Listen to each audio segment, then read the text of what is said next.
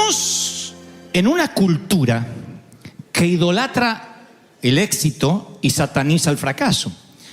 Entonces, éxito para nosotros, como hacíamos la broma recién, es ganar la copa. Si no, fracasamos, aunque hayamos llegado a la final. Éxito es colgar el diploma en la pared, no solo estudiar y abandonar unos meses antes. Está bien.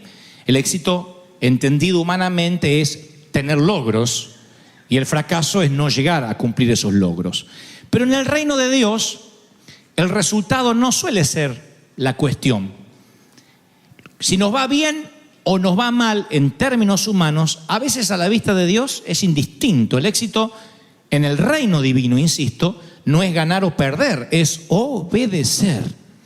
Un detalle casi infantil. Pero cuando se nos escapa este detalle infantil, es cuando nos frustramos porque decimos: Dios me envió a hacer tal cosa, yo pensé que iba a estar 10 años haciéndolo y estuve 3 meses y Dios me sacó de ahí. ¿Qué hice mal? Nada, obedeciste. Uno va a las Escrituras y entiende que cuando uno tiene que obedecer a Dios, hay cosas que aparentemente pueden salir bien o aparentemente pueden salir mal. Sin embargo, uno está obedeciendo y eso se llama mayordomía. Se trata de sacar el máximo provecho al tiempo y al talento y al tesoro que Dios te ha dado, exactamente donde Él te colocó, donde te encuentres. Y aquí lo que yo creo es la definición de éxito en la Biblia, que es cuando estás donde Dios te puso, eres fiel y te mantienes allí aunque no veas resultados. Por eso la gran pregunta es: ¿Dios te mandó o no te mandó a hacer lo que estás haciendo? Porque si éxito son las multitudes, todas las iglesias grandes necesariamente son bendecidas por Dios y las pequeñas no sirven. Lo cual sería una locura pensar eso. Puede haber un pastor con una iglesia pequeña al cual Dios no llamó, pero también puede haber un pastor con una multitud al cual tampoco Dios llamó. Por eso, multitud no es sinónimo de llamado de Dios, ni escasez de gente es sinónimo de falta de bendición. Tener mucho dinero en el banco no significa tener la bendición divina. Donald Trump es millonario. La Madre Teresa no tenía $1. Entonces, ¿qué es estar en la voluntad de Dios? ¿Un automóvil nuevo? ¿Cuántos delincuentes, cuántos narcos manejan autos 0 km, autos del año? ¿Cuántos narcotraficantes a los cuales le va aparentemente bien? ¿Son exitosos? Y sí, en términos humanos lo son. Ahora, ¿serán exitosos en su vida, en su hogar, en su integridad, en lo que nacieron para hacer? Ahí donde la cuestión empieza a bifurcarse y donde nos damos cuenta que si tienes éxito en lo incorrecto, fracasaste. Pero si fallas haciendo lo correcto, lograste el éxito. Lo voy a decir otra vez para el Twitter. Si tienes éxito en lo incorrecto, has fracasado.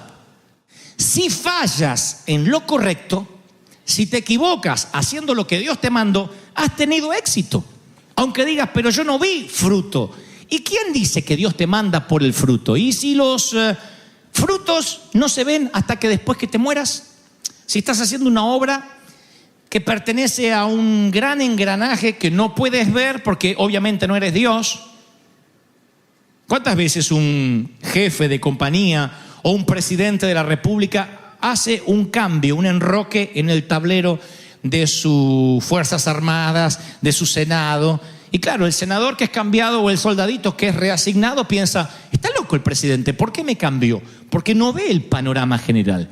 Yo suelo contar siempre un testimonio, y digo siempre porque hasta lo he puesto en los libros, que alguna vez de niño escuché que me pareció extraordinario. Las Asambleas de Dios envían un misionero a Nueva Guinea, a una isla llamada Papúa.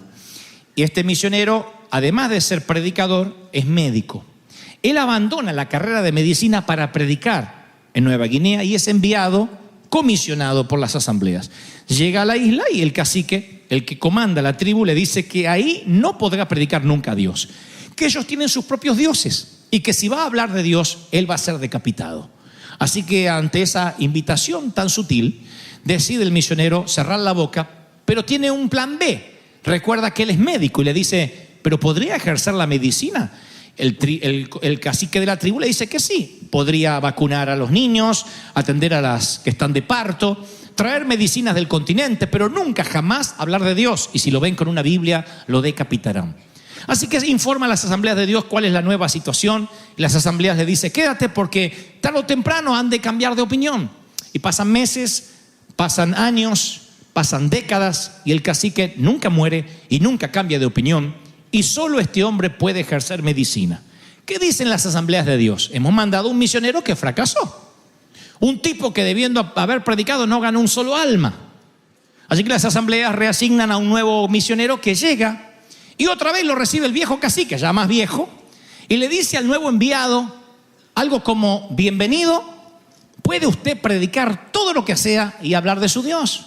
El nuevo misionero pregunta por qué al anterior no lo dejaron y a él sí. Y el cacique dice, es que por la vida que tuvo el misionero anterior, por la forma en que nos sirvió, que atendió a nuestras madres, que vacunó a nuestros niños y hasta ofrendó su vida, debe tener un Dios demasiado grande al que queremos conocer. Así que las puertas están abiertas, la isla es suya, predique. Así que este evangelista nuevo, este misionero, enseguida hace una campaña y se salvan cientos a causa de quien había ofrendado su vida en silencio, sirviendo en la medicina. ¿Qué dijo las asambleas de Dios cuando envió al segundo misionero? Por fin enviamos un tipo exitoso. Tal vez el segundo fue exitoso, pero el primero fue efectivo. Y la efectividad no necesariamente tiene que ver con el éxito. Lo tenemos que aprender a la hora de una compañía, a la hora de emprender una pareja, a la hora de emprender una iglesia, que la efectividad se mide de diferente forma que el éxito. Por eso, alguna vez también oí la historia de alguien que tenían que amputarle una pierna gangrenada y cuando se despertó, el médico dijo, tengo una muy buena noticia y una mala. La muy buena es que usted no tuvo sangrado, no demasiado, la anestesia le tomó muy bien, la operación duró menos de lo que esperábamos y la mala noticia es que aunque la operación fue exitosa, cortamos la pierna equivocada. Entonces, ¿la operación fue exitosa? Sí. ¿Fue efectiva? No. Y la vida continuamente nos pone en ese camino donde tenemos que decir, tengo que obedecer. Y así como el valor no es ausencia de miedo, el éxito tampoco es ausencia del fracaso. A veces cuando Dios nos asigna un lugar, vamos a sentir que ante los ojos de los demás fracasamos. A veces sentimos que nos fue mal. Hay gente que no se puede perdonar y dice, yo fracasé en el matrimonio. Y ese fracaso lo lleva a cuesta por años. Pero a lo mejor es algo que tenía que ocurrir en tu vida. A lo mejor es algo que determina un cambio. A lo mejor esa empresa cuando quebró es que Dios tenía un plan superior. Entonces hay cosas que nos pasan en la vida que hoy no entendemos por qué nos pasan. Decimos, ¿y por qué me toca pasar eso? ¿Y por qué ese entrenamiento? ¿Qué sé yo? David nunca se imaginó cuando niño, que cuando practicaba lecciones de música, que ese don de la música, ese talento, lo iba a posicionar como miembro de la corte del rey Saúl. Y tal vez cuando el padre le decía, ve a practicar música, decía, ay, me toca tocar piano. Eso fue la puerta de acceso a que pudiera estar en la corte del rey Saúl, si no él nunca hubiese escuchado ni se hubiese enterado de lo que pasaba ahí en la corte. Mientras que practicaba arrojando piedras con la onda cuando cuidaba ovejas, nunca se le pasó que esas habilidades lo iban a catapultar a la fama nacional. Y capaz que alguna vez maldecía, ¿y por qué a mí me toca cuidar ovejas? ¿Y por qué mis hermanos están todos allá y a mí me toca la peor parte, ser el renacuajo de la familia? Porque Dios lo estaba entrenando. Incluso cuando David ya era adulto y andaba escondiéndose en cuevas como fugitivo, Dios estaba trabajando en su capacidad emocional para escribir salmos que iban a tocar las fibras de miles de personas años más tarde. Por eso digo siempre, el hecho que algo no sea parte del plan de tu vida no significa que no sea parte del plan de Dios. Porque uno planifica la vida, yo quiero estudiar de esto, dedicarme a esto y casarme con este o con esta. Y Dios dice, sí, ese es tu plan. Por eso dice alguien, si quieres que Dios se ría, cuéntales tus planes a Dios. Porque Dios tiene otro plan. Dios está trabajando en un plan, dice, agradable, perfecto. Y todo lo que nos pasa es una preparación para algo en el futuro. Dios no desperdicia nada. Él dice, yo voy a aprovechar cada experiencia, cada habilidad, cada error que hayas cometido, lo vamos a aprovechar. Cada error, cada metida de pata, Dios la va a capitalizar, porque te aseguro que la pata no la vuelves a meter de la misma manera. ¿O no? Te confías una vez, la segunda vez dices, no me vuelve a pasar. Ahora, este es el punto, miren. Dice la palabra en Hebreos, el escritor a los Hebreos, dice, me faltaría tiempo, lo dice así, para hablar de Gedeón, Barak, Sansón, Jefté, David, Samuel, los profetas, los cuales por la fe conquistaron reinos, hicieron justicia, alcanzaron lo prometido. Miren qué éxito. Cerraron bocas de leones, apagaron la furia de las llamas, escaparon del filo de la espada, sacaron fuerza de la flaqueza, se mostraron valientes en la guerra y pusieron en fuga, a escapar a los ejércitos extranjeros. Yo digo, ese es el éxito, yo quiero estar ahí. Pero sigue escribiendo. Dice, otros sufrieron burlas, azotes, incluso cadenas, cárceles y muerte. Está todo en el mismo episodio de los héroes de la fe. Mi pregunta es, ¿solo la primera mitad tenían éxito? ¿Quiénes tenían éxito? Los que apagaron llamas, los que conquistaron reinos, cerraron bocas de leones. ¿Y la otra mitad? Los que murieron en cárcel, los que los mataron a golpe, los que fueron serruchados en dos. ¿Tuvieron éxito o no tuvieron éxito? Están en el mismo capítulo los héroes de la fe. No entender este principio te puede causar frustración. La voluntad de Dios, obedecer a Dios, no es un plan de seguro. No es una aseguranza como la que le sacamos al automóvil. Choqué, pero gracias a Dios estaba asegurado. Fracasé, pero gracias a Dios estaba asegurado. Acá no hay seguro en esta tierra. La voluntad de Dios puede que sea un plan peligroso. Podría ser que te maten, dice la palabra.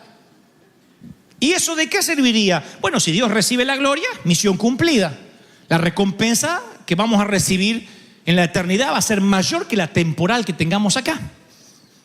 Todo se reduce si donde estás es la voluntad de Dios.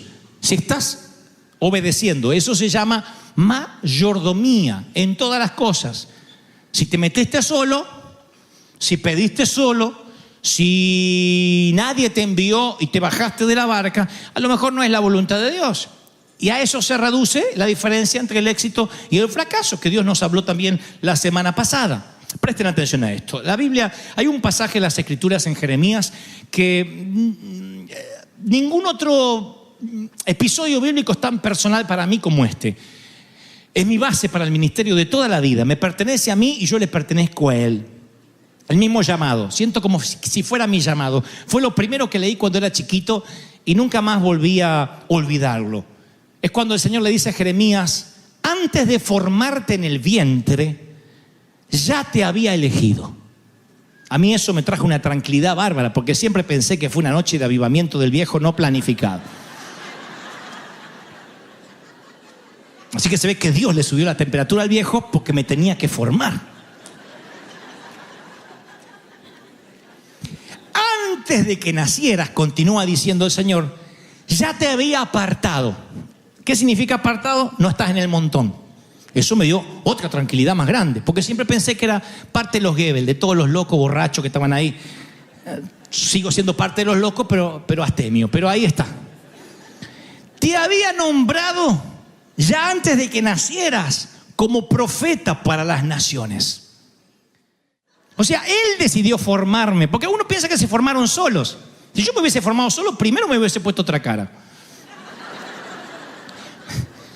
Pero Dios antes ya lo había planificado. Y después dice, y antes que naciera, ya cuando estabas en el vientre, para que no quede en duda, el concepto se repite. Yo ya tenía un plan contigo. Tu destino, Dante, fue antes de ti, fue escrito tu guión antes de que nacieras. Antes que fueses concebido, Dios tenía un guión para mi vida. Y la ironía del destino es que rara vez uno descubre eso cuando nace, cuando es chiquito. A veces uno lo descubre de grande. A veces uno se da cuenta que nuestro legado a lo mejor empieza a expandirse cuando ya somos adultos. Uno piensa, si fui gestado por Dios, ¿por qué de niño ya eso no lo supe? A veces andamos errantes por la vida, pensamos que somos un accidente simplemente porque alguien violó a nuestra madre. Otros pensamos que somos un accidente porque un método preservativo falló. Otros piensan que son un accidente porque tienen cara de accidente. Y dice, esto tiene que ser un accidente. Cuando se mira en el espejo dice, tengo que ser un accidente. Y el Señor dice, no. Tú naciste con un propósito. Tú dices, ¿y cuál es mi propósito? Ese es el éxito, descubrir el propósito. Descubrir para qué naciste. No descubrir cuál es tu éxito, sino descubrir para qué naciste. A lo mejor naciste para inspirar, a lo mejor naciste para ayudar, a lo mejor naciste para consolar, a lo mejor es multitudinario lo tuyo, pequeño, pero hay un propósito, un guión que Dios escribió. No sé ustedes, pero oigan esta frase: antes que fuese formado en la panza de la vieja. Para mí eso me da una sensación de destino increíble. Es Dios diciendo, yo lo hice. Es mi derecho de nacimiento espiritual. Dios ordenó mis días, mis pasos. Y antes de que fuese concebido, Dios dijo, voy a ser uno como Dante. ¡Ah! Tengo algunas quejas cuando llegue allá, ¿no es cierto? Yo hubiese puesto menos nariz, más músculo, qué sé yo. Tantos que le sobran libras, me hubiese tirado unas para mí, algunas me hubiese tirado. Porque yo sufrí mucho por ser peso lástima. Te dicen, no, el que es flaco no sufre. Tu abuela, yo sufrí un montón. Yo siempre fui peso lástima. Ahora más o menos ya me importa 3 cuernos ser peso lástima. Pero cuando vas al high school, a la secundaria, mi peor hora era educación física. Porque decían natación y todo bien. Y yo salía con un shortcito así grandote, así, que se me inflaba así como una boya marina cuando estaba en el mar. Era una porquería. Una vez el profesor me dijo, salga del agua, Goebbels, salga. Y yo salía así. Por eso predico con tanta autoridad moral. Porque yo sé lo que uno vive, salvando la distancia, el que es gordito, el que no tiene su estima relacionada con el físico, sino con lo que le pasó en la vida, con la pobreza, con las cosas que te faltaron, con la forma en que te trataron, con la manera en que te criaron, con lo que tuviste que ver. Eso afecta la vida adulta. Y uno dice, ¿y cuál es mi propósito? Si no, no habría suicidios. El suicidio no es otra cosa que una muerte que trata de buscar una explicación a una vida sin sentido. Lo que más le encuentran sentido es a una muerte antes que a la propia vida. No encuentran el destino. Y la iglesia le ha enseñado a las ovejas, o sea, a nosotros, nos ha enseñado por años que tenemos un destino en común, lo cual comparto. El destino universal, que es, así como compartimos una gracia común, una misma sangre que nos perdonó a todos, un destino común es pensar, actuar, amar y ser como Jesús. Ese es el destino que todos perseguimos. Si perseguimos ese destino común, vamos a dar lugar a una vida poco común. Vamos a hacer cosas milagrosas. El Señor nos va a contactar con gente que no pensábamos contactar. Vamos a experimentar milagros. Pero el objetivo de la vida no es solo que vayas, hagas o conozcas. El objetivo es llegar a ser como Cristo. Ese es el objetivo que todos coincidimos. Ese es el destino universal de los que somos salvos por la sangre de Cristo. Después hay otro destino, es para qué Dios te eligió desde el vientre de la madre. Cuando descubres para qué Dios te eligió, para qué Él permite que fuiste concebido, ahí es cuando entiendes el éxito bien entendido en los planes divinos. Dios me concibió para que yo sea el misionero que practique medicina en Nueva Guinea, y aunque nadie se convierta, para esto yo nací. Por eso Dios me mandó a estudiar medicina y yo me empecinaba en estudiar el Pentateuco. Yo quería ser predicador y yo entiendo que no fracasé, sino que estoy abriendo brecha para el misionero que va a venir después. Para esto fui concebido, para ser un buen médico en Nueva Guinea, que cuando siembre mi vida, el nuevo predicador coseche mi vida multiplicada en almas. Claro, entender eso no es fácil.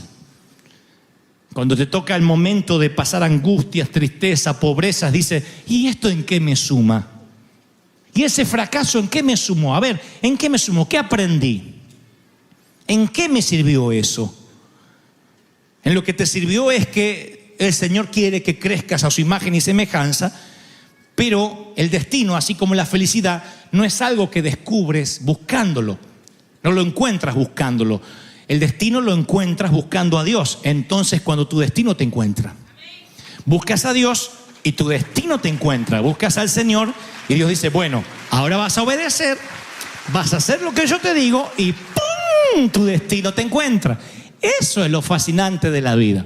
Entonces vuelvo al renacuajo que les contaba en la piscina o en la alberca de natación de la secundaria. Cuando tu estima está tan dañada, cuando te dicen que fuiste un susto, un retraso femenino y no un hijo esperado, eso trata de definirte a cómo te vas a parar en la vida. Entonces, cuando todo el mundo dice, ¿ves? No estás teniendo éxito, tú empiezas a creer y defines tu vida conforme el éxito humano. Por eso uno tiene que buscar a Dios y decir, Señor, ¿quién soy en ti? Apagar todos los sensores a oír las voces humanas y oír la voz de Dios. Esa es la pregunta que le vamos a hacer al Señor. ¿Quién eres en Él? ¿Por qué naciste? ¿Por qué estás en esta tierra? Tu destino no lo determina tu cónyuge. Ay, yo me hice a mi esposa, me hice a mi marido. No, no te hiciste. Cediste, amaste o no, pero tú no estás, tu destino no está ligado a tu cónyuge siquiera. Tu destino no está ligado a tus padres. Tu destino no está ligado a tus hijos. El destino es único. Tu destino está en la compañía que diriges, en la empresa para la cual trabajas, bajo el empleador con el cual estás, o no está tu destino ahí. Destino en el sentido que me pregunto si estás obedeciendo a Dios por estar ahí. Y cuando Dios te dice que te muevas de un país a otro y no sabes qué va a pasar en un año, ¿no les ha pasado eso, inmigrantes, a muchos de ustedes? ¿Y por qué viniste acá? No sé, sentí que tenía que venir. ¿Y qué te deparaba el destino? No sé, yo solamente obedecí a Dios. Sal de tu tierra y de tu parentela. Y me gustó lo de la parentela, dicen algunos, por eso me vine. Y pasan los años y pasan los meses y tu estatus legal no se arregla y tu compañía no despega y no logras comprar casa y dices, Señor, pasan los años y sigues soltero o soltera. Y te dices, ¿y Dios me abandonó? No, porque antes que fuiste formado, oigan, antes que fuiste formada, y esto abre otro abanico de posibilidades que no tenemos tiempo para predicar hoy porque nos tenemos que ir, pero antes que fuese formado, Dios sabía que ibas a estar soltero hasta los 48.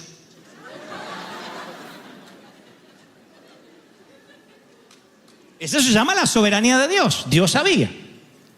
¿Por qué ibas a estar soltero hasta los 48? ¿Porque Dios dijo que sí y no te permitió casar? No, porque sabía que eras un cabezón, que ibas a dejar pasar oportunidades, que ibas a perder mucho tiempo. Dios sabía lo que ibas a hacer con tu vida. No le sorprende a Dios lo que vas a hacer. Antes de que te equivocaras, Dios ya sabe que te vas a equivocar. Por eso el Señor le dice a Pedro, Pedro, he orado para que tu fe no afloje, no decaiga, porque Jesús sabe que Pedro lo va a traicionar 3 veces, lo va a negar. Eso es lo que le está diciendo Jesús. Yo sé que te vas a equivocar, yo sé que tu compañía va a quebrar, yo sabía que te iban a engañar, yo sabía que tus hijos te iban a dar la espalda en este momento, pero el Señor me dice, aún así, el éxito no es ser más rico, tener la familia ideal, ni vivir en una mansión en Beverly Hills. El éxito es hacer lo que yo te mando, permaneciendo fiel hasta que el destino, como a David, cuidando ovejas, te encuentre y diga, he aquí serás rey de Israel, porque la unción ha venido sobre ti. ¿Cuántos dicen amén? Alguien tiene que decir amén, aleluya. ¿Lo están recibiendo, sí o no? Sé como Cristo, sé tú mismo. Ese es el doble destino. Ser como Cristo y ser uno mismo también. Y el Espíritu Santo ayer me mostraba que el Señor iba a traer de lugares muy lejanos, de países muy lejanos, a personas que han sentido y han cargado con frustraciones por presuntos errores por años, que no se han podido perdonar los errores, las equivocaciones. ¿Por qué, Señor? Si pudiera volver atrás, arreglaría eso, cambiaría aquello.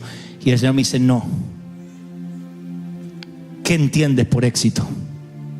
Todo lo que te tuvo que pasar, te tenía que pasar. No lo reconoces o quizás no lo logras ver, pero eres una mujer distinta luego del divorcio. Estás fuerte. Lógico que a los 15 no soñabas con estar divorciada a esta edad. Ni a los 18 te propusiste contraer cáncer a los 40. Ni que te extirparan los senos a tu edad o que perdieras un hijo. No era la planificación, hablamos de eso. Es un plan B del Señor. Es un plan que no estaba en tu cronograma de vida, ¿no? pero pasa. Y cuando pasa tú decides, o te lloras, te pones a llorar al lado del fracaso, o te reinventas y dices, Señor, esto me va a fortalecer más. Voy a capitalizar la piedra para que no vuelva a tropezar. Voy a ayudar a otros porque nadie como yo los va a entender tantos como yo. Lo que trato de decir que antes de escribir este sermón, el Señor me dijo, diles que arrojen las frustraciones y no se las lleven de regreso a casa. Y hoy esas frustraciones se llaman errores, equivocaciones. Yo tuve que reconciliarme con el flaquito del short gigantesco. Me reconcilié conmigo. Hoy me quiero. Hoy me caigo simpático. No voy a salir en short acá por cuestiones de buen gusto. Pero hoy me reconcilié conmigo. Han pasado muchos años y digo, ¡wow! Gracias a que era un renacuajo, hoy los que comparten mi edad en la escuela secundaria son unos viejos pelones y gordos. Y yo a mí de lejos se me ve joven. Tiene su problema. Azotó la ciudad, se cobró la ciudad de Bahía Blanca, que es una ciudad justamente en la provincia de Buenos Aires. Se cobró 13 vidas, 13 víctimas, cortó el suministro eléctrico de toda la ciudad. Entonces hay un club muy famoso de fútbol ahí, un club Olimpo, que nos conectamos con ellos a ver cómo podíamos ayudar. Y este es lo que nosotros llamamos el plan emergencia. Lo hicimos en Acapulco, para los que nos siguen. Lo hicimos con la tragedia de Acapulco también, con este desastre natural. Lo hicimos en su momento en El Salvador, cuando hubo unas inundaciones atroces. Lo hicimos en Venezuela, en varias partes de México. Plan emergencia cuando no está en la agenda, no está en el catálogo, pero nos enteramos de algo y entonces inmediatamente, si podemos, ayudamos. Llegan muchos pedidos de ayuda. Ahora hay incendios, me decían, en gran parte de Chile. Decían, van a hacer algo, porque somos como el 911. Nos llaman para decir, van a hacer algo. Siempre que están nuestras posibilidades y encontramos la persona o la fundación con quienes conectarnos, enviamos nuestra ayuda. Y esto es el plan de emergencia en Bahía Blanca. Pasó el tiempo, porque cuesta a veces enviar el dinero. Las remesas financieras no son fáciles de entrar en nuestros países. Hay que fundamentarlo, hay que demostrar para qué es, por un tema que entiendo, los gobiernos tienen siempre temor de que haya un tema de lavado de dinero o algo por el estilo. Una vez que esta barrera se pasa y podemos enviar el dinero, podemos ayudar. No cambiamos en una ciudad entera, pero caramba que ayudamos a paliar el hambre, a pasar el momento. Y lo que es fundamental, la gente que está pasando crisis dice, alguien se acordó de nosotros. Alguien, hispanos que viven allá, en la Unión Americana, en los Estados Unidos de América, se acordaron de nosotros. Eso es lo que sintieron los habitantes de Acapulco en su momento, los de El Salvador, los de Colombia cuando fuimos a ayudar. Plan emergencia Bahía Blanca, cortito, dura un poquito más de 2 minutos, para que veas que River también estuvo ahí. Mirá.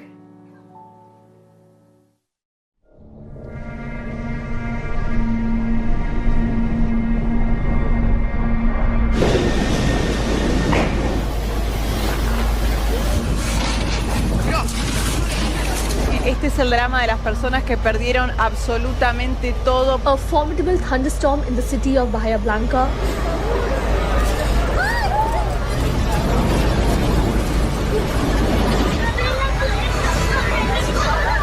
At this concert, the stage collapsed. The winds were so powerful, passenger planes were blown across the tarmac.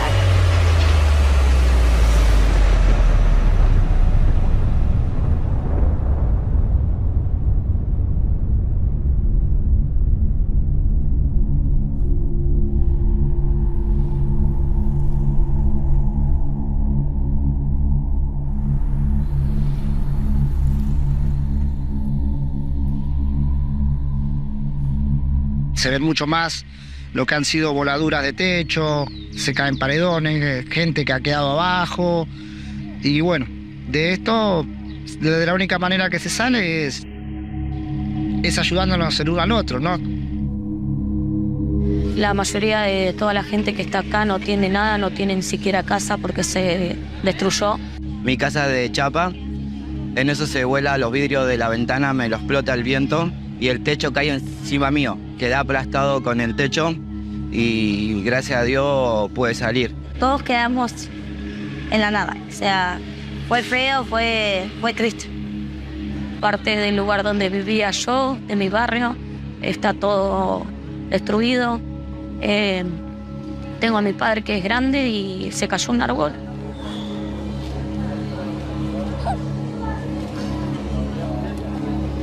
Perdón. Pero todo esto me está sofocando. El estar acá, el vivir esto y estar viva y tener a mis hijos vivos, eso estoy muy agradecida, pero hay que empezar de nuevo.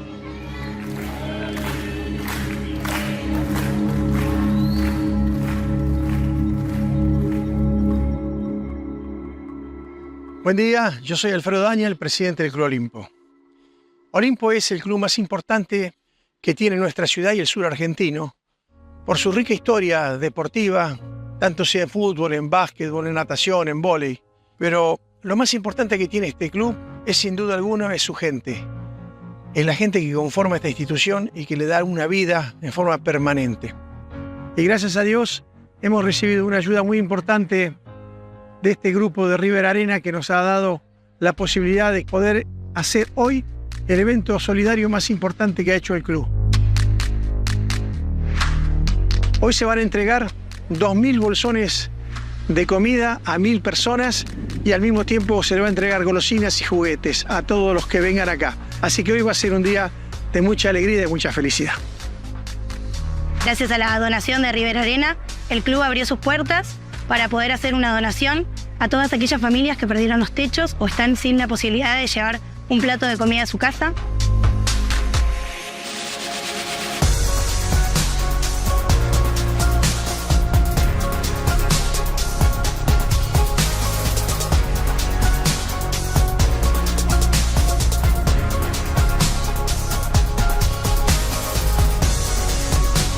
Quería darle las gracias a River Arena.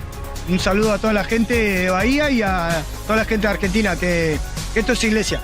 La verdad que me gusta ver cómo nos están dando una mano enorme, a los chicos principalmente.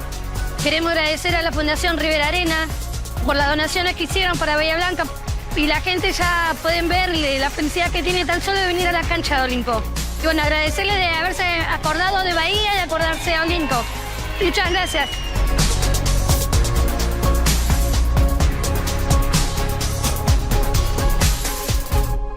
Esa es tu semilla, tu siembra.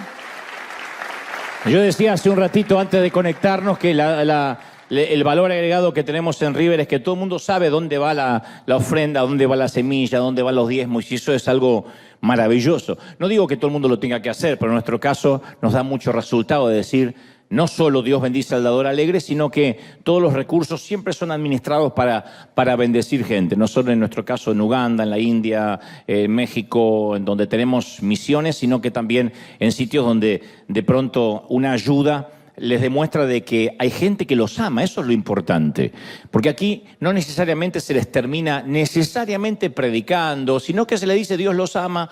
Pensamos en ustedes, Jesús está con ustedes, Dios no los olvidó. Y ese es el mayor mensaje. No se predica explícitamente, pero sí de esta manera, y esto demuestra más que nunca que somos iglesia. Y por cuanto lo hicimos por los pequeñitos, lo hicimos por el Señor. Así que felicitaciones, gente, por haber sembrado, y felicitaciones a los que mandan la semilla desde cualquier parte del mundo. Bahía Blanca, firme, no aflojen, ¿eh? Muy bien. ¿Estamos listos, gente amada, sí o no? Muy bien.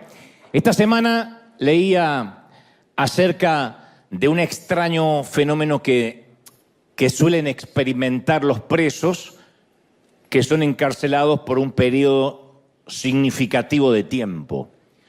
Resulta que cuando quedan en libertad tienen un síndrome que muchos de ellos tienen como dificultades para adaptarse a la vida en el exterior. Se acostumbran tanto a la cárcel y a la manera en que funcionan las cosas tras las rejas, que vivir en libertad les resulta abrumador. O sea, están en libertad cuando salen, pero no saben cómo vivir, cómo administrar esa libertad. De hecho, está comprobado que muchos se ven tentados a cometer algún delito menor para violar la libertad condicional y regresar a esas cuatro paredes donde la vida está muy bien definida, donde no necesitan pensar demasiado para tomar una decisión. Se piensa todo por ellos y de alguna forma inconsciente empieza a gustarles ese tipo de vida. Hay una escena en la película Sueños de Libertad, por cierto, que define perfectamente lo que trato de decir. La mayor parte de la película transcurre dentro de la prisión y un tal Reed, interpretado por el genial Morgan Freeman, les explica a los otros reclusos esta misma idea que trato de decirte hoy, ¿no? Con esa voz de locutor ronca y profunda que tiene Freeman. Dice, estas paredes son curiosas. Primero las odias y luego te acostumbras a ellas. Cuando pasa el tiempo, comienzas a depender de estas paredes. No significa que te gusten. Tampoco significa que quieras estar aquí. Pero te acostumbras. Y luego pasa demasiado tiempo y terminas dependiendo de las paredes de la prisión. Y el resto le dice, claro, sí, amén. Creo que los cristianos del primer siglo experimentaron algo similar a lo que explica Freeman en la película. Jesús quería liberarlos de las cadenas de la religión, quería liberarlos de las cargas de la ley, pero muchos habían tomado la identidad de ser prisioneros, de estar presos. En la cultura occidental, en esta parte del mundo, yo creo que algunos de nosotros, como digo, siempre hemos heredado ese sistema de creencias, hemos crecido con esas cadenas inconscientes y las tenemos incorporadas a nosotros. Crecimos la mayoría, ya sea en una cuna católica o protestante, pensando que la religión era la pista donde debíamos correr la carrera que Dios nos había asignado a cada uno de nosotros. Pero Jesús dijo que la religión era todo lo contrario, que la religión era un peso, que la religión era parte del problema, no una ventaja para que corramos, era parte activa del problema, de la patología. En Mateo 23 hay un grupo de líderes religiosos que escuchaba las enseñanzas de Jesús. Y entre estos tipos estaba la crème de la crème, eran reconocidos como las personas más espirituales de su tiempo, casi como acá, como los que se congregan en River, los más ungidos, los que tenían más oración, más estudio bíblico, conocían las escrituras como la palma de su mano. Esta gente estipulaba las reglas que había que seguir, que todos los demás debían seguir. Entonces Jesús, que era el único que no seguía estas reglas, les hace una denuncia pública en contra de ellos. Les dice, ustedes aplastan a la gente bajo el peso de exigencias religiosas insoportables. Y jamás los veo mover un dedo para aligerar la carga de nadie. Entonces la religión, yo digo, siempre resultó seductora porque es un sistema que nos permite medir cuán buenos somos respecto a los demás. Eso es lo que produce la religión. Los religiosos de los tiempos de Jesús habían desarrollado una exhaustiva lista de reglas, más de 600 leyes, y después subleyes, como pequeños anexos de qué se podía hacer, qué no se podía hacer.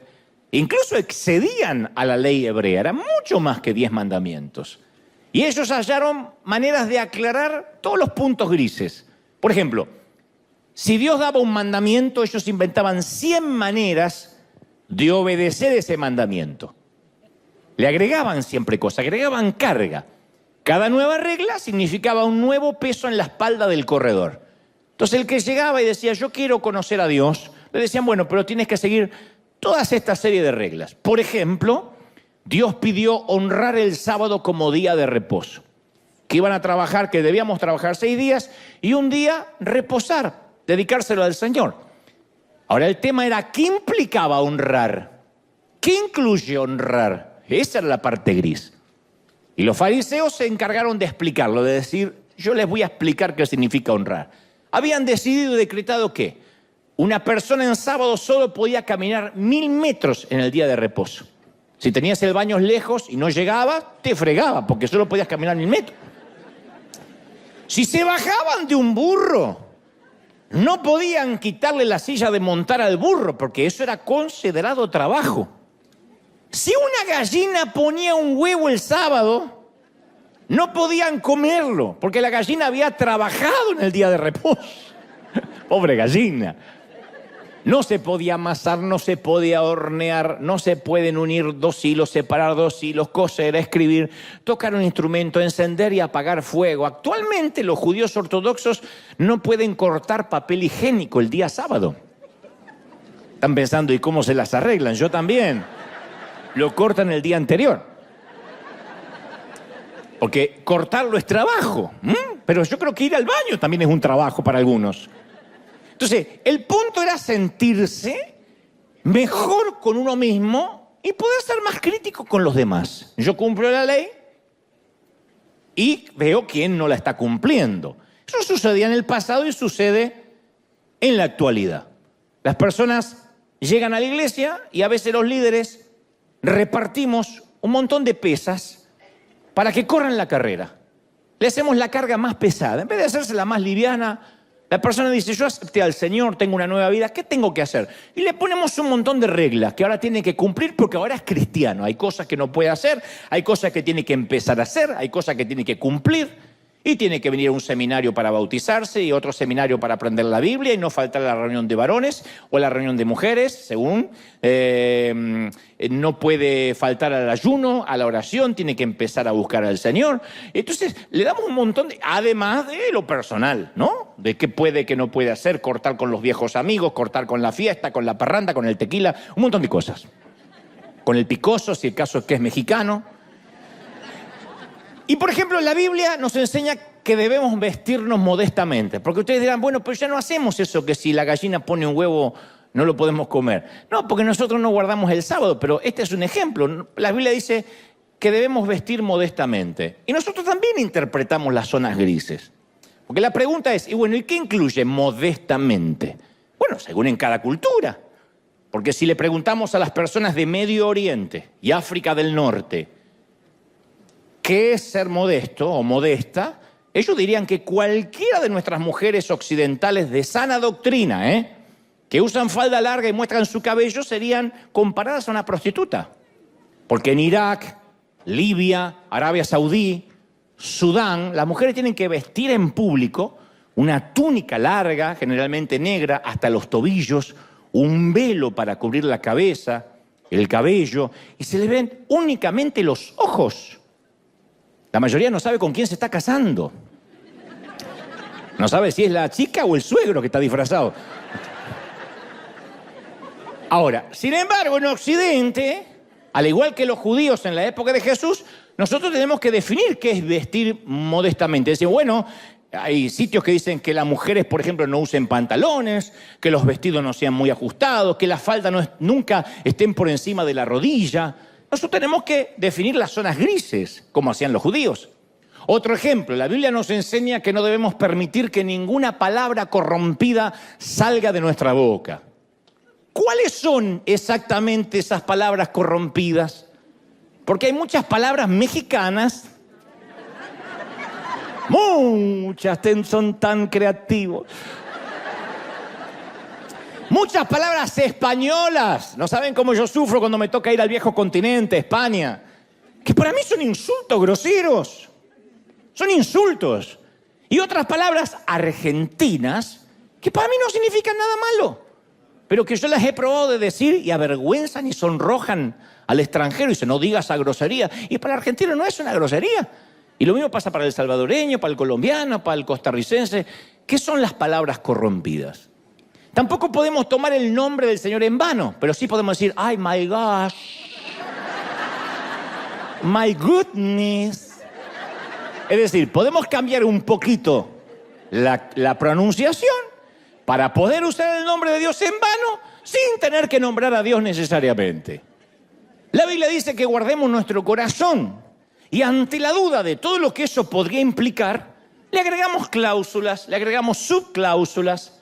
Añadimos cosas como no mirarás películas con mucha sangre, no escucharás música secular, porque eso es cuidar el corazón. Cuando aparezca una escena erótica o de sexo, adelantarás esa parte de la película rapidito. Puedes escuchar a Taylor Swift y algo de Luis Miguel, pero nunca algo del estilo de Maluma o Bad Bunny, jamás. Que además si lo escuchas es de mal gusto, ¿no? Entonces vamos agregando nuevas cargas a la lista. A ver, no estoy haciendo un juicio de valores de lo que está bien o lo que está mal. Lo que trato es dar ejemplos de cómo cuando la Biblia nos dice algo tratamos de buscar qué quiso decir y definir las zonas gris. Bueno, ¿qué es vestir modestamente? Hay iglesias donde no dejarían entrar a la mayoría de las mujeres que están aquí. Porque dirían, no, con pantalones no, con ese tipo de falda no. Porque ellos definen qué quiso decir el Señor con modestamente. Y insisto, si vas a Medio Oriente, todas, ninguna entraría y ninguno de los varones tampoco. Entonces, lo que tratamos a veces de hacer es agregar cositas que nos parecen a nosotros y después las predicamos como si fueran dichas o escritas por el dedo de Dios. Porque para un religioso no hay nada más divertido que revisar las reglas, enmendarlas, agregarles cosas y luego exigírselas a los demás. Entonces la religión nos da esa sensación de superioridad. Como esos tipos musculosos que van al gimnasio con la camiseta ajustada. Porque hay tipos que van al gimnasio para tener músculo y para estar en forma y tener salud. Y otros que van para que los vean. Es una cuestión de hedonismo, de esteticismo. Esos tipos que van así y todo el tiempo y se aceitan todo el tiempo y están así y pasan al lado y se miran. Están enamorados de ellos, se aman. Y le agregan más peso a la barra. Y cuando la levantan emiten un gruñido fuerte para que se escuche en todo el gimnasio. Que es el mismo ruido que hacemos nosotros cuando estamos estreñidos de vientre, pero ellos lo hacen para levantar la barra. Eso es la religión. En Lucas 11 encontramos la historia de un religioso que estaba haciendo eso, levantando la barra y haciéndose ver. Y Jesús está comiendo en la casa de un fariseo y no se había lavado las manos. No se lavó las manos antes de comer. Y esa era una de las tantas leyes religiosas que no era solamente de buen gusto, un tema de asepsia, como podemos tener en casa, que le decimos a los chicos, lávense la mano antes de comer, pero no lo hacemos por religión, lo hacemos por una cuestión de salud. Bueno, acá era un tema religioso. Habían inventado y se lo habían impuesto al pueblo, que no se podía comer con manos inmundas y que Jesús no se lavara las manos antes de comer no era un descuido accidental, ni que se olvidó. Conociendo a nuestro Señor, estaba provocando al tipo de la musculosa. Lo estaba provocando. Y Lucas 11:37 dice que el fariseo se sorprendió mucho al ver que Jesús no se había lavado las manos antes de comer. Entonces Jesús le dijo, ustedes los fariseos me hacen reír, se lavan por fuera, pero por dentro son mala gente. No ayudan a nadie, les roban a las personas, necios. ¿No se dan cuenta que el que hizo lo de afuera también hizo lo de adentro? Ahí es cuando da el ejemplo de los vasos sucios. Le dice, ¿de qué sirve tener un vaso limpio por fuera y por dentro tener lleno de putrefacción? Nosotros somos similares a los fariseos. Capaz que no mostramos la insignia de habernos lavado las manos, pero decimos, esta es mi insignia de nunca haberme emborrachado. Oh, esta es mi insignia de que yo nunca probé el cigarrillo. Esta es mi insignia que yo nunca tuve sexo antes del matrimonio. Esta es mi insignia que yo paso tiempo a solas con el Señor. Esta es mi insignia de que soy una persona de ayuno. Esta es mi insignia que tengo una familia perfecta. Y en realidad, cada vez que alardeamos de nuestras insignias, tendríamos que devolver la insignia de la humildad, que es una de las que más nos gusta alardear y mostrar, ¿no? Pero los fariseos convirtieron la santidad en una competencia religiosa de levantamiento de pesas. A ver, ¿quién puede levantar más carga? ¿Quién puede soportar más peso? Y Jesús, insisto, vino a quitarnos el peso y la religión de encima. Me encanta una versión de la Biblia, El Mensaje, cómo parafrasea las palabras de Jesús en Mateo 11:28, porque dice, ¿están cansados? Dice el Señor, ¿están cansados de la religión, de las cargas? Vengan a mí, vengan y recuperarán su vida. Y yo les voy a enseñar a descansar de verdad. Caminen conmigo, trabajen para mí, vean cómo lo hago yo. Aprendan que los ritmos de la gracia nunca son forzados. Háganme en compañía y van a aprender a vivir viajando libres y ligeros. Ese es nuestro Señor, maravilloso. Ligero, libre. Yo pensé que alguien iba a celebrar más fuerte, que eso es maravilloso, es la mejor noticia. Venid a mí, todos los trabajados, cargados, y los haré descansar. Los haré descansar. Nadie puede ser santo y cansarse de ser santo. Y si se cansa es porque está siguiendo las reglas. Y tarde o temprano terminamos cayendo en las comparaciones odiosas con el resto. Como no las podemos seguir, decimos, bueno, pero es que yo no soy tan pecador como el otro. Ese es el tema, ese es el punto. La religión hace eso. Nos pone reglas a todos. Todos pensamos que las vamos a poder cumplir. Cuando fallamos decimos, bueno, pero no fallé tanto como aquel. Por eso, dicho esto, este es el punto principal del mensaje.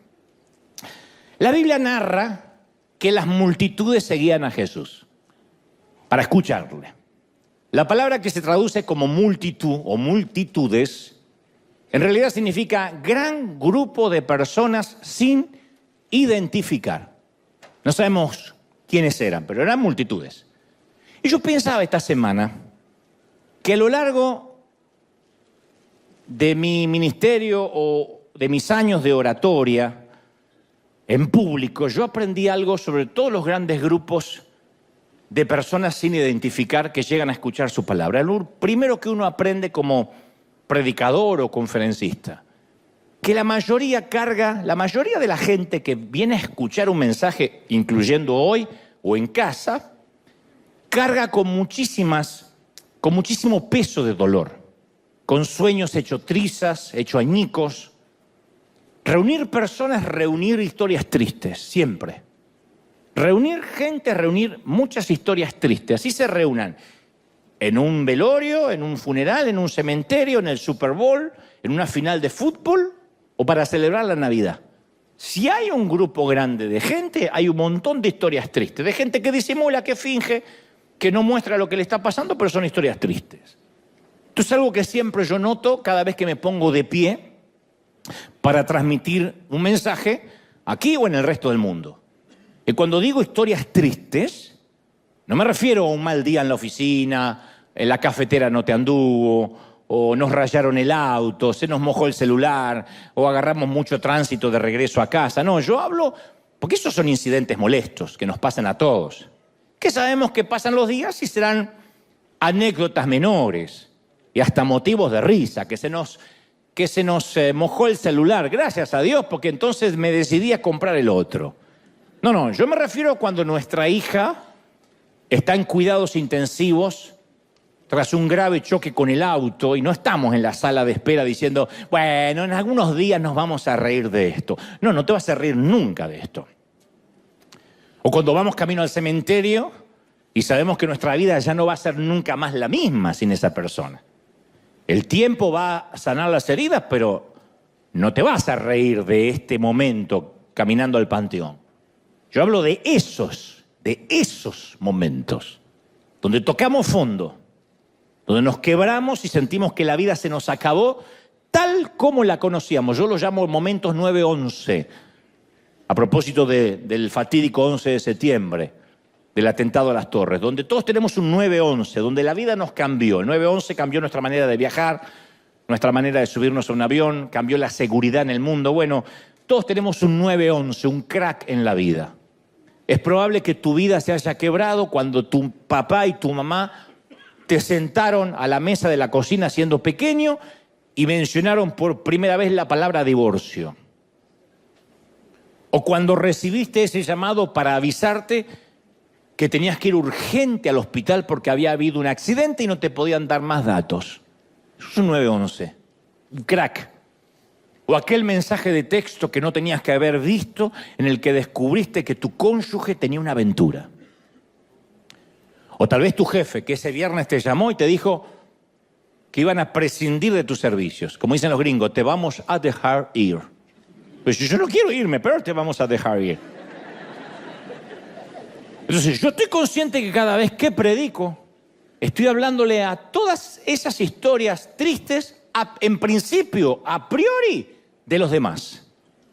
Es probable que ahora mismo a mi izquierda estén los padres cuyo hijo lucha contra el cáncer. Más al fondo, por ahí debe estar la viuda que no quiere volver a una casa vacía después del servicio y que pide a gritos sentirse amada otra vez. A mi derecha es probable que esté el joven que acaba de abandonar el centro de rehabilitación por tercera vez y está luchando con toda su familia. Y no es algo que nos vienen a contar, pero están acá.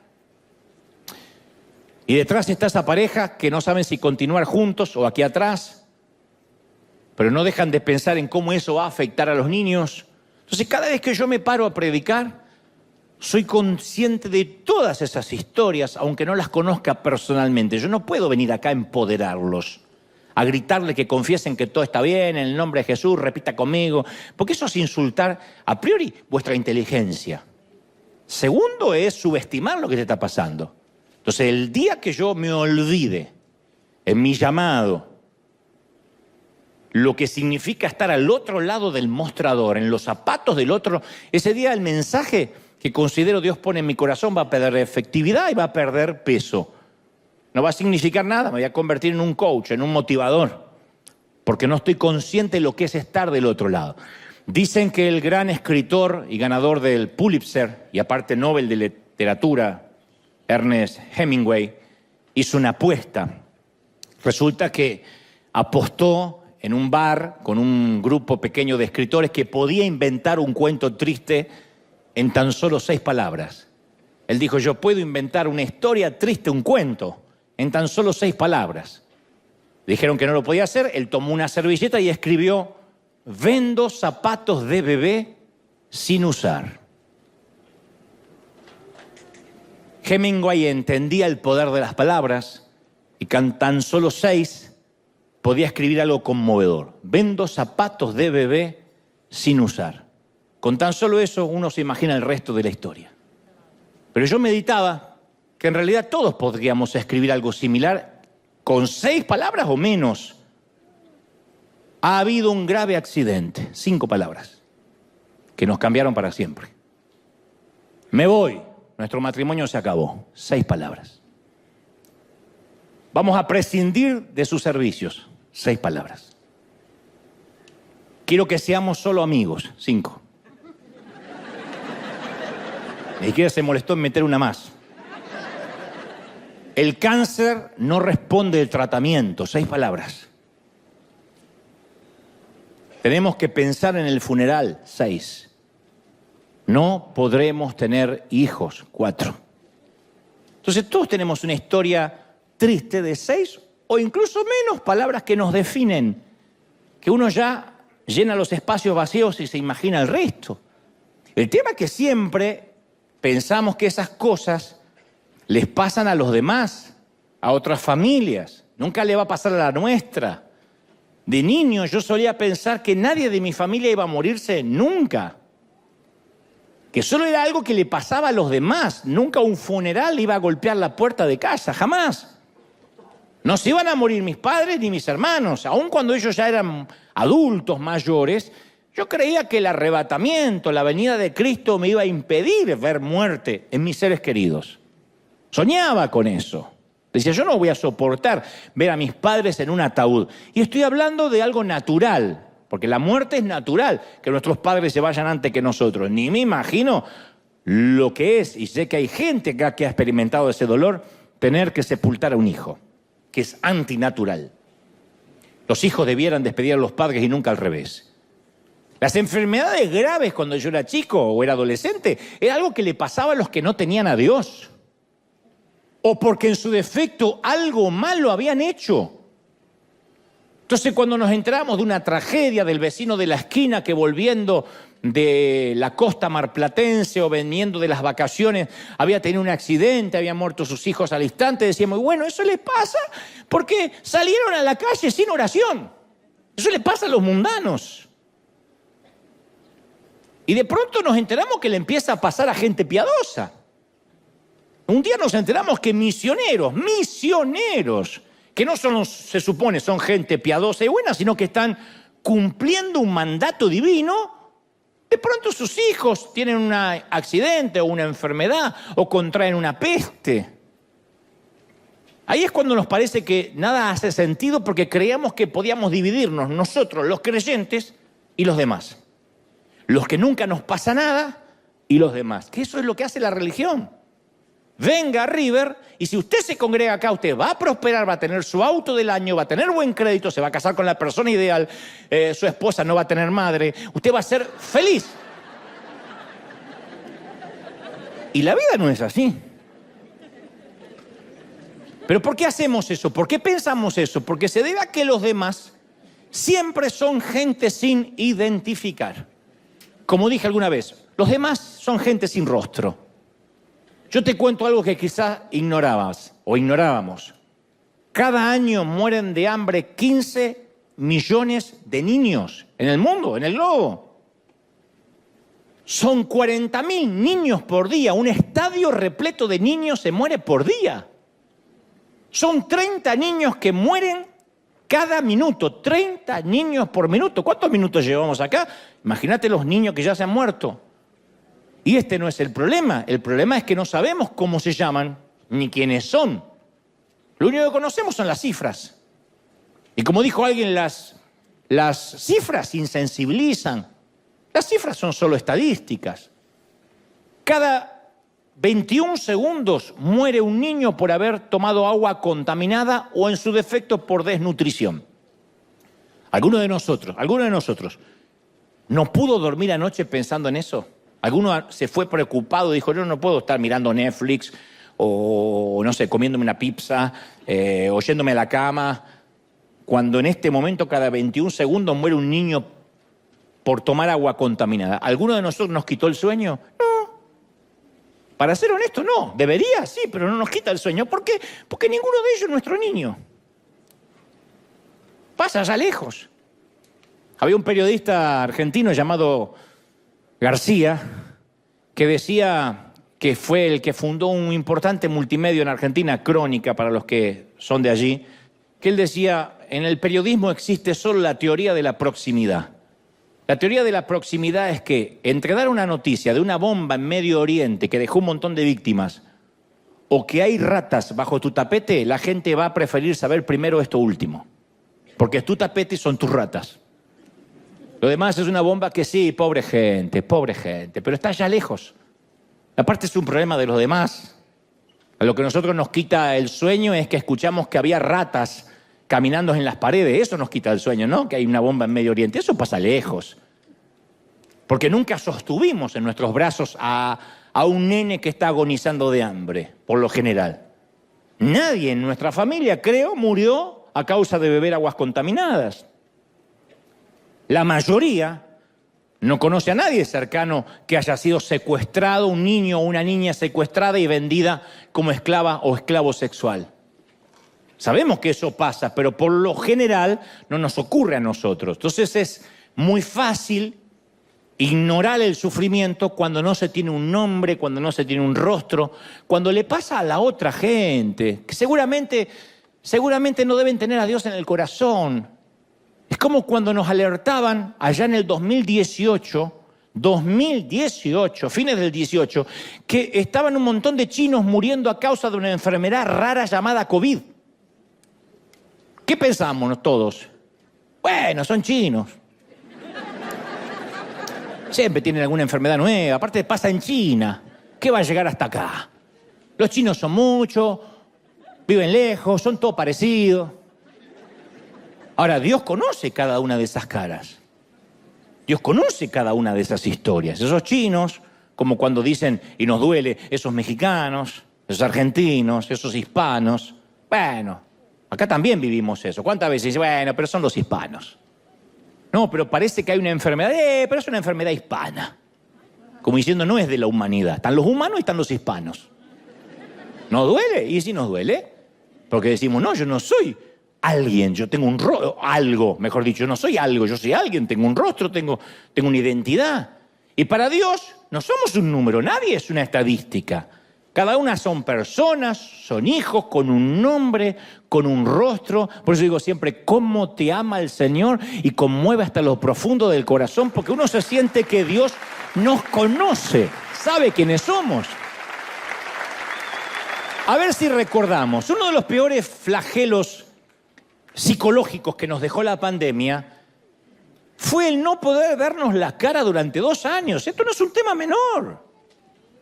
Parece que las mascarillas fue casi el efecto colateral, casi inocuo de la pandemia. Pero no, 2 años, casi 2 años tratando de sonreír con los ojos, hablando más alto de lo que deberíamos, respirando menos aire puro. Haga memoria de lo que era subir un avión a un bus, a entrar a un mercado, nos fuimos olvidando los gestos cotidianos.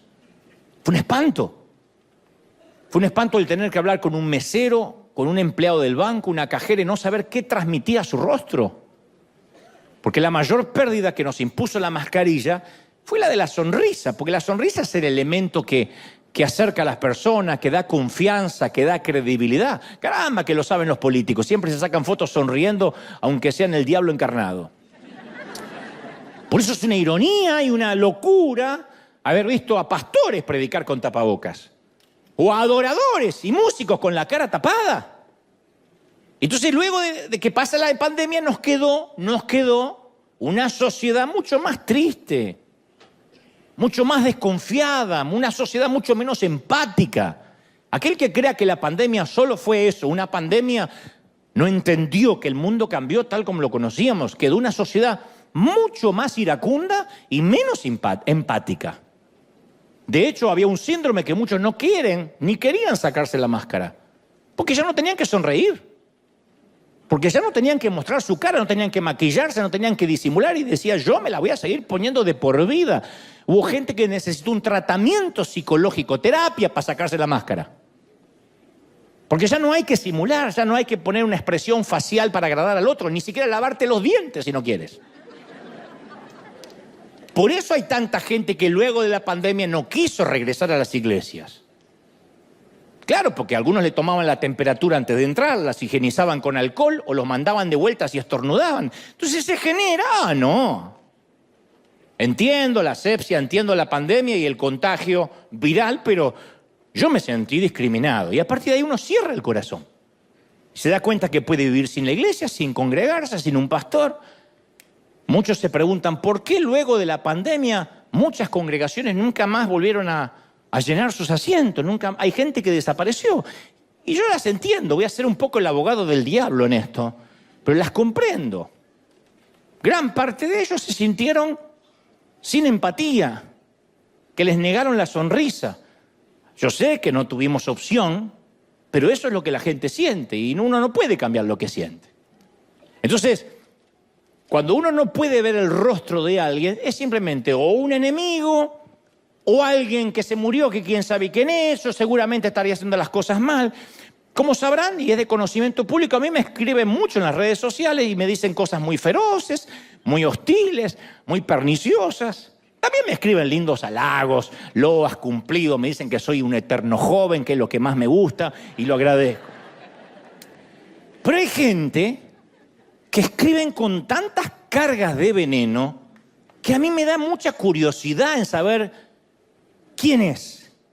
Porque no es gente inconversa que no tiene a Cristo, no. Gente cristiana que tiene mucho veneno. Y de tanto en tanto, cuando tengo ganas y tiempo, entro en sus perfiles porque quiero conocerlo. En ese que me insulta. Y primero les veo el rostro general. Por lo general, adusto, con las marcas visibles del trauma, del dolor, de la baja estima. En general, el que te critica generalmente pone una foto en el perfil que está así.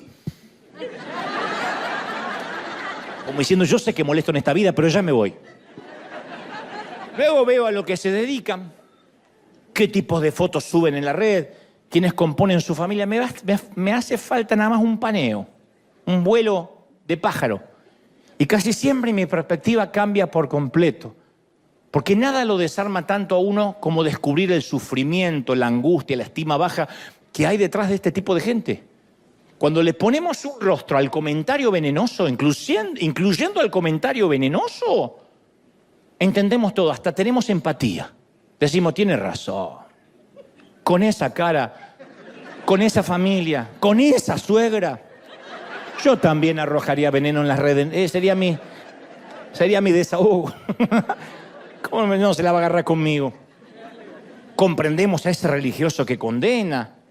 Que generalmente el religioso que condena es un niñito asustado detrás de una corbata muy grande. Generalmente son niños asustados, traumas que arrastran y ahora tienen un micrófono, un púlpito y atacan, o una red y la impunidad que le da cierto anonimato y ataca, pero detrás hay una persona asustada, con problemas, con traumas. Hay una pequeña historia que revela esto mismo. Dice que mientras que se peleaba la guerra civil española, George Orwell tuvo un encuentro con el enemigo que había ido a matar. El famoso escritor inglés Orwell había ido a combatir el fascismo. El fascismo es una ideología política, un sistema de gobierno totalitario de extrema derecha que se opone a la democracia y que inicialmente nació en Europa. El primer régimen fascista fue en Italia, la Italia de Benito Mussolini, la Alemania de Hitler, la España de Franco, y después algunos dictadores latinos, que siempre están copiando todo, copiaron el modelo. Saludo enorme a los chicos. Bueno, y Orwell relata que cuando iba a dispararle a un soldado fascista, se bajó el pantalón, quedó en calzones, y levanta los pantalones en alto así. Y Orwell dice, yo no pude dispararle debido a ese pequeño detalle de los pantalones. Porque yo había llegado ahí para dispararle a un enemigo, no a un hombre que sostiene en alto sus pantalones. Alguien que tiene en alto sus pantalones no es un enemigo, es otro ser humano igual que yo. Ese detalle hizo que no lo pudiera matar. Al verlo en calzones, pobre tipo, dijo, es un ser humano igual que yo. Eso es ponerle un rostro incluso al enemigo, al más feroz. Es alguien que sufre, es alguien que va al baño como nosotros, es alguien que se preocupa, es un niño, alguna vez fue el niño de alguien. La palabra dice que un día, camino a Jerusalén, Jesús quiso detenerse en una aldea samaritana y no lo recibieron bien.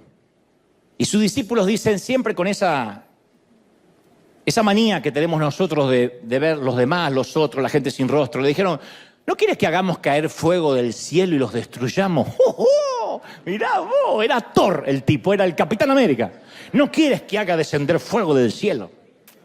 Y pensaban que Jesús le iba a agradar la propuesta, porque lo habían rechazado a él.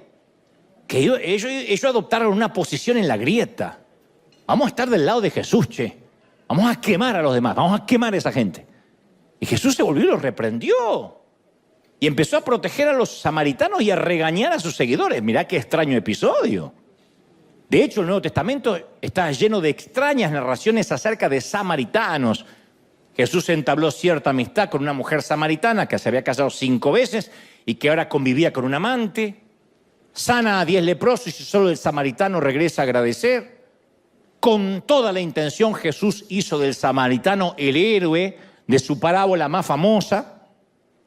Y en los tiempos de Jesús los samaritanos vivían muy cerca de sus primos judíos. Y tenían similitudes, pero se odiaban los tipos. Para los judíos los samaritanos eran mala palabra. Y el Evangelio de Juan nos explica que los judíos no tenían nada en común con los samaritanos. Y yo digo siempre, por sorprendente que parezca, yo he descubierto que los grupos más cercanos tienen las enemistades más fuertes. Nosotros es muy raro que tengamos una enemistad fuerte con japoneses, con un árabe, pero con otro hispano.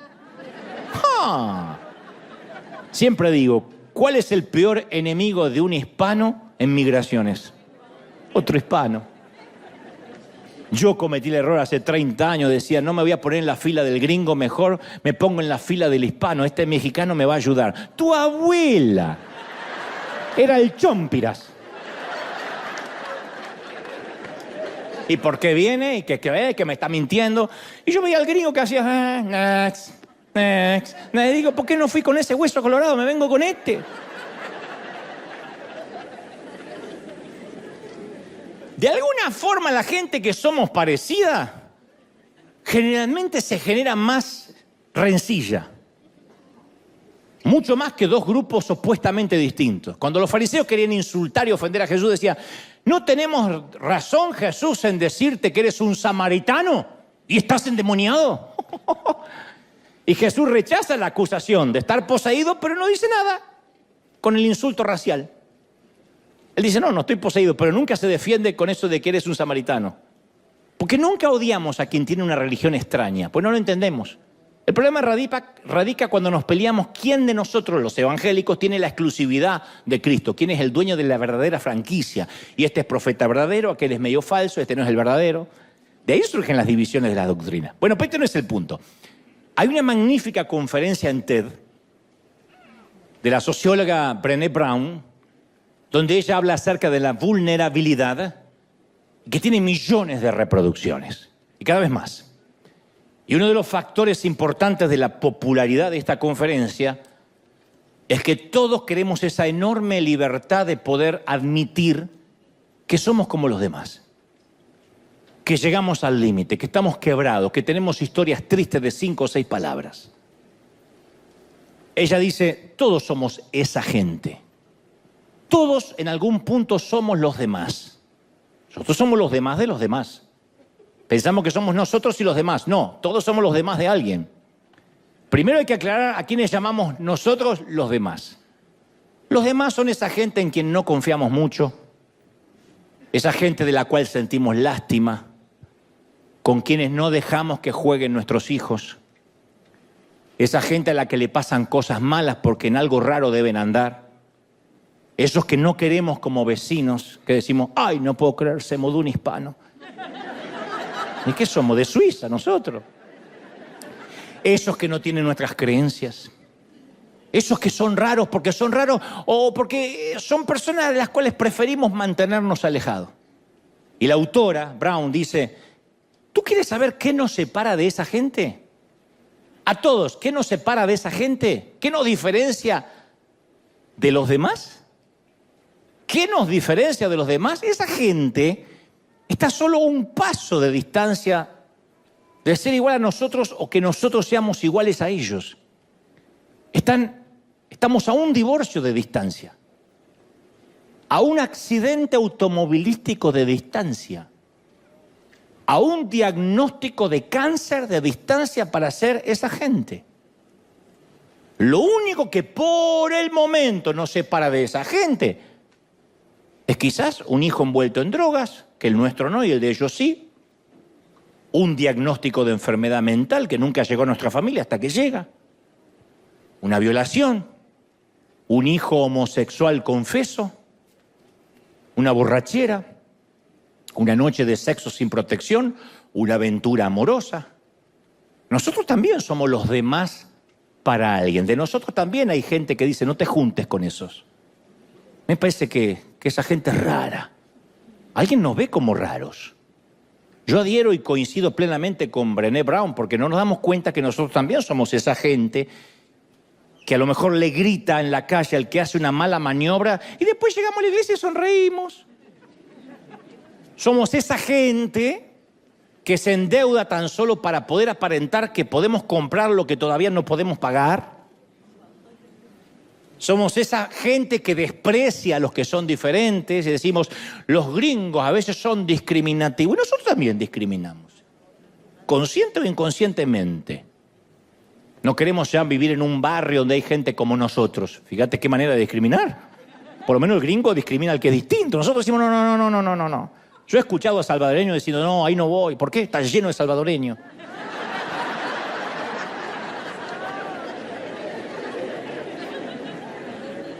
Somos esa gente que en ocasiones visita sitios que no debería ver en internet para luego borrar el historial con vergüenza. Somos esa gente que trabaja 15 horas por día para mantener un estilo de vida que nunca tenemos tiempo ni siquiera para disfrutar. Somos esa gente con puertas rotas de un puñetazo o descolgada de sus bisagras porque un día las cerramos violentamente en un ataque de ira.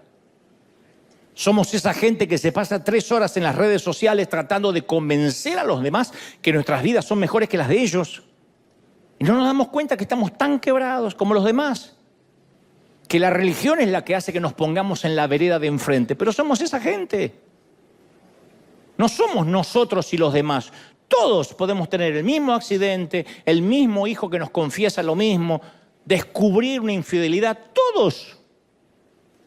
Pero nosotros nos solemos poner en otra vereda, no solo por razones religiosas, sino también a veces por etnia, por una cuestión de cultura, de raza, para diferenciarse por lo menos del otro. Y el punto es que estamos conscientes que somos pecadores, pero siempre nos parece mejor demostrar que existen peores pecadores que nosotros. Eso nos da una sensación de, bueno, yo no puedo cumplir la ley, pero hay otros que la pueden cumplir menos. Capaz que no nos vestimos tan modestamente, pero bueno, existen mujeres que vienen a la iglesia que visten mucho peor que yo, y esa sí parece una cabaretera. No tenemos el matrimonio perfecto. Ay, pero yo conozco parejas que tienen problemas gravísimos, que él hasta le pega a ella. Nuestros hijos tienen problemas de rebeldía, pero normales, de la adolescencia. Yo conozco un matrimonio que la hija se confesó lesbiana. Pobre mamá, eso es un problema. Siempre estamos viendo que los demás están peor. O sea, estamos quebrados, pero en lugar de correr al Señor y decir, yo tengo este problema, nos pasamos la vida como el fariseo diciendo, menos mal que no soy como los demás. En vez de decir, sé propicio de mi pecador. Pero buscamos siempre gente que esté peor y en comparación no nos hagan sentir tan quebrados. Y de ese modo ya no somos esa gente. Al menos no somos como los demás. Hay una famosa canción de Alberto Cortés que justamente se llama Los Demás. Tiene una letra maravillosa, no la voy a cantar, pero le voy a parafrasear la letra, que dice, nunca estamos conformes del quehacer de los demás. Y vivimos a solas, sin pensar en los demás, como lobos hambrientos acechando a los demás, convencido que son alimento los además. Los aciertos son nuestros y jamás de los demás. Cada paso es un intento de pisar a los demás. Cada vez más violento es el portazo a los demás. Las verdades ofenden si las dicen las demás. Las mentiras se venden cuando compran los demás. Así somos.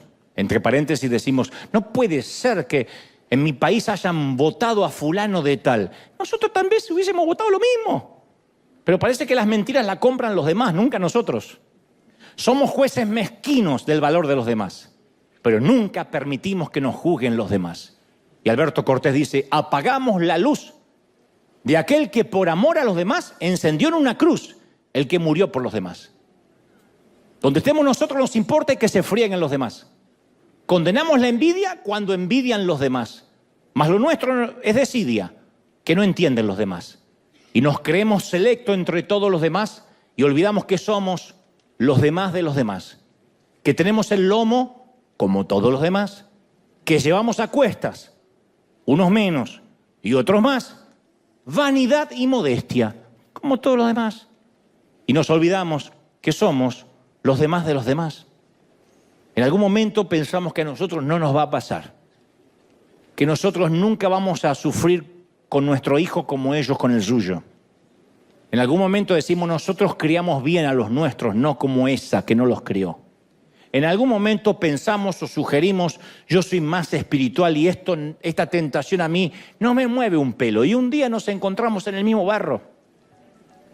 Y esa necesidad de no vernos como esa gente nos ha vuelto maestros de la mentira, expertos en cubrir el dolor, adictos a los medicamentos, esclavos de la deuda de la tarjeta de crédito, seguidores de la moda pasajera, partícipes de la soledad, miembros del club de la hipocresía.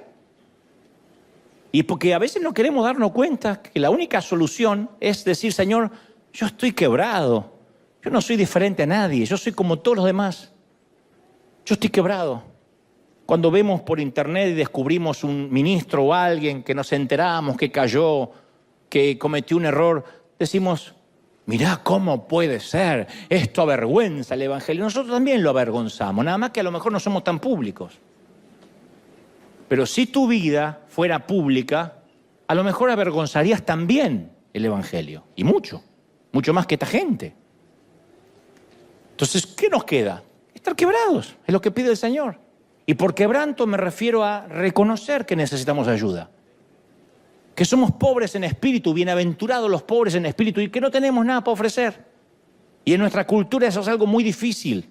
La gente paga fortunas para ir a seminarios para que los empoderen, nunca para que los quiebren. Hagan un seminario que digan quebranto. No va nadie, ni la suegra del tipo que predica. Van para que los empoderen. Empodérate, empodérate, mujer. Mujer, empodérate. Así, pero... Y salen empoderadas las Dora, las profetas, las exploradoras. Y los tipos también. Ay, el Señor te va a empoderar. Y el Señor nunca habla de eso, habla de quebrarnos. El quebranto nunca va a ser trending topic en Twitter. Nadie lo incluye en su currículum vitae y no es una estrategia de negocios. Nadie dice, yo estoy quebrado. Nadie. Pero es la única esperanza que Jesús nos ofrece. Estamos quebrados, rotos, hechos trizas. Por eso venimos a la iglesia. La buena noticia es que Dios repara al que está roto. Toma a los olvidados, los subestimados, los marginados, los descartados, los dañados, los destruidos, ¿sí o no? Y entonces hace surcir, cose lo que Él puede hacer. A Dios le encanta tomar lo roto y transformarlo en algo hermoso. En el mundo físico, las cosas rotas, ¿qué hacen? Pierden su valor. ¿Qué hacemos con un vaso roto? A la basura. Con un plato roto, a la basura. Un mueble roto, a la basura. Las fallas, las rajaduras, las roturas son fatales en el mundo físico. En el mundo espiritual sucede lo contrario. Lo quebrado es precioso. La gente quebrada es la que revela la belleza y el poder de Dios. Si uno no está quebrado, uno no puede revelar nada. Porque uno se interpone en lo que Dios quiere transmitir y en lo que Dios quiere fluir. Si yo en lugar de decir estoy quebrado y también estoy como la mayoría y como ustedes, me pongo en superhéroe, yo creo que nadie me aguantaría. Si yo dijera, yo les voy a contar que yo soy un hombre de oración y vengo de ayunar 40 días y ahí en el monte se me presentó Elías y me dijo, Dante, le digo, sí, Elí. Y empezó. Hay gente que compra eso, ¿eh?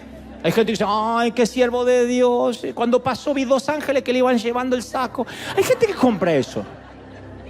Porque para que haya timadores, hay gente que le gusta que le mientan. Pero no es real.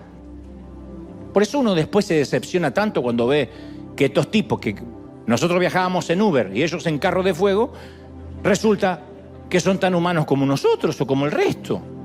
En Jeremías 18:4 el Señor envía al profeta Jeremías, al libro que llama su nombre, a la casa de un alfarero y que espere instrucciones. Y al llegar, Jeremías ve a un alfarero que trabaja con su torno mezclando el agua y la arcilla y que forma una vasija mientras que va girando. Y se ve que en un momento sus dedos fallaron y se encontró con una vasija defectuosa que nadie querría comprar. Y mientras que el profeta miraba el hombre, deshizo la vasija toda y volvió a moldearla de nuevo, dice la Biblia, según le pareció mejor.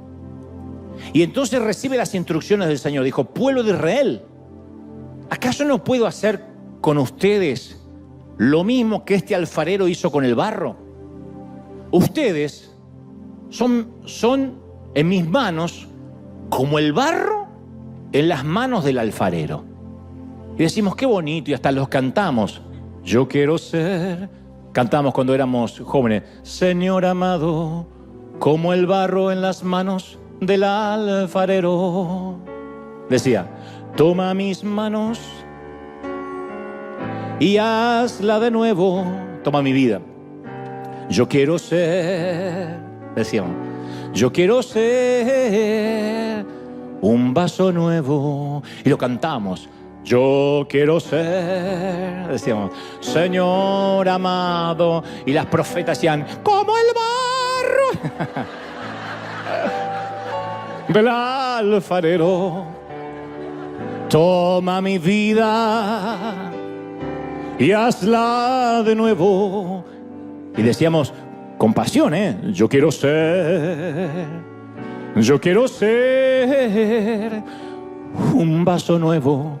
La imagen de Dios sentado con el alfarero de fondo, mirando la vasija defectuosa y negándose a descartarla. El alfarero hizo según le pareció mejor, con la misma porción de arcilla, con las mismas grietas, pero hecha nueva. Esta es mi oración. Señor, toma mis partes rotas. Yo quiero ser un vaso nuevo. Según te parezca mejor. No lo que yo opine. ¿Por qué no nos construimos de esta manera? No, haz lo que te parezca mejor. La cuestión es, porque el Señor lo va a hacer, quieras o no, querramos o no, nos va a desarmar y nos va a volver a armar. El tema es si estamos dispuestos a que se nos vean las grietas, que se nos vean los hilos. Porque la religión hace que no se nos vean los hilos. Que el que menos muestra los hilos del titiritero parece más espiritual, más independiente. Más ora, más sigue las reglas. Y el tema es que se vean las grietas. Pero nosotros solemos querer pulir, ocultar, fingir, disimular cualquier error, cualquier cicatriz. Y eso es cansador, como te decía estas semanas. Dios mira nuestro quebranto como la técnica del kintsugi, que es un proceso de restauración de cerámica que surgió en el Japón en el siglo IV. Los japoneses unen los trozos de la pieza de cerámica que está rota o rajada, y en lugar de ocultar las grietas, se las rellena con oro. Ustedes las habrán visto en museos. Si algo estaba roto, se repara en cualquier parte. Si algo estaba roto, se repara y se vende como descuento. Esto tiene fallas. Hay sitios aquí en este país que dice lugares con fallas donde todo es más barato. Pero con la cerámica del kintsugi o kintsugi no es así. Casi siempre la pieza de cerámica queda más linda, más valiosa que antes de romperse. De hecho, se descubrió que muchos coleccionistas de cerámica rompían piezas valiosas para que puedan repararse con oro. Esto suena muy parecido a la economía del reino de los cielos. Lo roto, lo quebrado en la iglesia es más valioso. Ese es el poder redentor a través de Jesucristo. Cuando estamos en el final acabados, fundidos, con historias tristes, le damos a Dios los pedazos rotos y Él nos repara hasta que estemos completos, que va a ser cuando nos toque irnos con Él. Isaías 53:5 dice que Él nos ayuda a ver nuestro quebranto a través de la cruz. Dice, mas Él herido fue por nuestras rebeliones, molido por nuestros pecados. El castigo de nuestra paz fue sobre Él y por sus llagas fuimos curados. Y la palabra herido se refiere a los hematomas, esas marcas de color azul que crean los vasos sanguíneos cuando se rompen. Y el término curados proviene de la raíz que significa reparado, enmendado, hecho entero por completo. Entonces Isaías está diciendo que somos hechos nuevos únicamente creyendo que Él ya fue quebrantado. Pero para ser hecho nuevo uno tiene que decir estoy quebrado, no soy mejor que los demás, soy mejor que el resto. Como dijimos una vez, en el servicio del amor, solo los soldados quebrados pueden servir. Los que se sientan enteros no están aptos para el reino, siempre causan problemas. Cuando a mí se me acercó gente que me ha dicho, ¿qué puedo aportar yo al reino? Porque tengo mucho para aportar. Ese es una bomba de tiempo. Porque quien es llamado a servir no oculta las heridas. Las cicatrices tienen una belleza especial, son seductoras. El verdadero llamado nunca oculta las marcas. Sabe que sus cicatrices son las historias de vida. Y quien no tiene ninguna...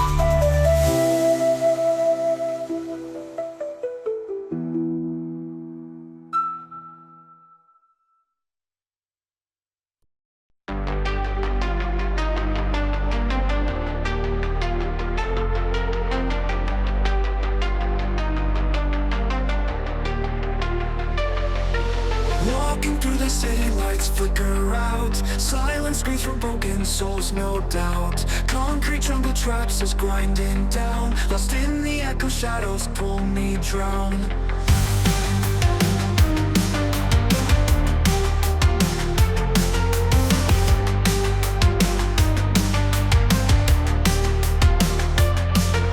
Streetlights buzzing, whispers in the dark. Neon shadows glowing, leaving marks. Pavement breathes our stories, old and cold. Past and future twisting, all unfold. We are lost in neon nightmares. Ghosts of dreams, electric flares. Running fast but going nowhere. In the maze we live in despair.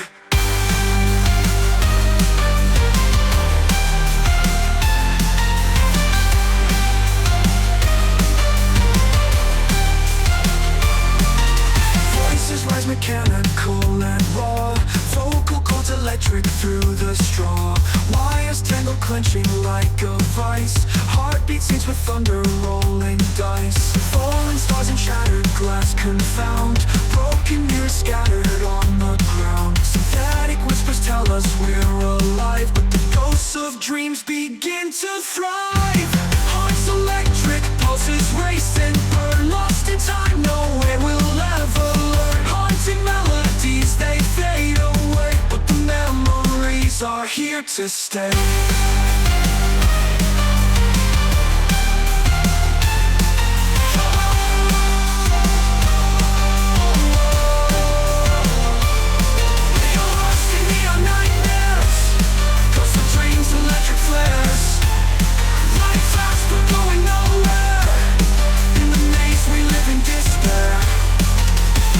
In the distance, a flicker of light. A single star cuts through the endless night. A tiny spark, a whispered prayer. Maybe hope can bloom even here in the neon air.